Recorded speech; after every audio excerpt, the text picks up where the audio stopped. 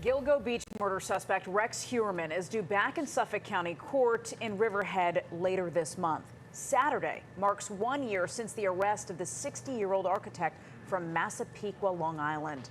He's been charged with murdering and mutilating 6 women. Just last month, investigators recovered additional evidence from Heuermann's home, which could lead to even more charges. And joining us this morning is Suffolk County District Attorney Rex Tierney to give us the latest updates on this very case. So, DA Tierney, great to have you here this morning again. Thanks for joining us. Thank you. So let's talk about this. It remains a very active investigation, right? And as we saw when investigators returned to the Heuermann home back in May, there was once again this massive search inside the home. So what can you tell us was found and why you decided to go back in that second time? So there was a number of investigative steps that we felt we needed to take. Chief among those were the search out east, which we did with the dogs and a number of other agencies, as well as going back into the house. We've, again, we collected a lot of evidence. We're going through that evidence. A lot of that evidence is going to be trace evidence, blood, DNA, that type of stuff, which we're searching for. So we'll just have to wait for the forensic scientists to go through that evidence. And among the evidence that we had previously found, which caused us to do that, was chief among them was the planning document, which we allege is a document where the defendant evinced his intent to murder the 6 charged crimes. And based on that document, we learned serious, disturbing details of how he was making notes, basically, on how he wanted to kill again and what he would change and what he would do to the women that he was allegedly torturing. Based on that document and what else you found in that house, do you change your stance on what you believe his estranged wife knew? No. I think that if there's one thing that's been consistent throughout the case is that there's no evidence that the defendant acted in concert with anyone else. All of these crimes appear to have been committed by him and him alone. In addition, when you look at all of the 6 charged murders, we have been able to establish that the wife and the family were out of town when these incidents occurred. So, which would give the defendant unfettered time to commit these acts.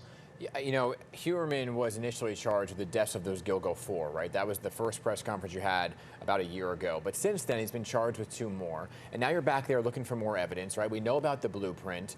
And the big question here is, could there be, since there were a lot of other murders along Long Island, how many more potential victims could be tied to Heuermann? What are you looking at here? Yeah, so as prosecutors, we don't talk about what we think happened. We talk about what we could prove, and we speak through indictment. So, as you said, initially he was charged with 3 out of the 4 Gilgo 4. Later, he was charged with the murder of Brainerd Barnes, the 4th victim in that group. And then subsequent to that, he's been charged with Sandra Castilla and Jessica Taylor. And as we've said all along, the investigation is evolving. It originated with the Gilgo 4. Now it's moved beyond, to not only the other bodies on Gilgo, but as well as other bodies in Suffolk County. And I think the latest indictment evinces that because Sandra Castilla was not on Gilgo, where a portion of Jessica Taylor's remains were found on Gilgo. So you're saying it is possible that there could be potentially more victims tied to him as the case progresses? Where again, we're going to keep on working. The investigation is a large, sprawling in both scope and time, and we're going to work through it. And we won't have any comment until we're able to, if we're able to, lodge additional charges. Are you looking at Rex Heuermann as a potential suspect in the bodies that were found in Manorville near the Brookhaven lab? Again, the way we look at cases is we start from the crime scene and we work our way back.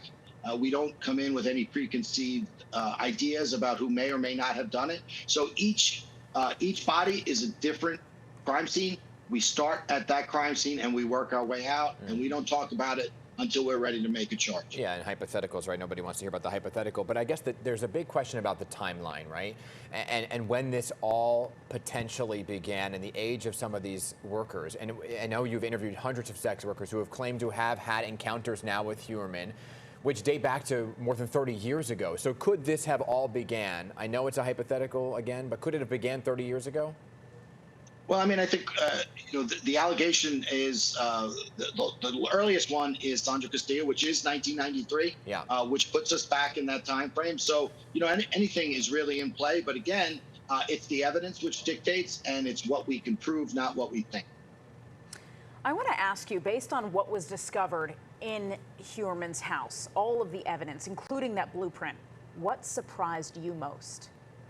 I don't think anything surprised me. I think the thing about these cases is really anything is on the table, and you just have to go in again with no preconceived ideas and just follow the evidence. And I would submit that all of the investigative steps we took were necessary and were dictated by what the previous investigation revealed.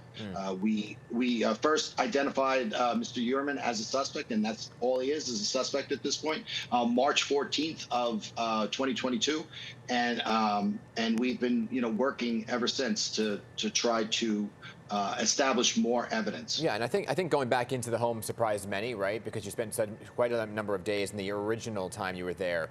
Did you get everything you needed from the house, or is there potentially another reason you'd go back in?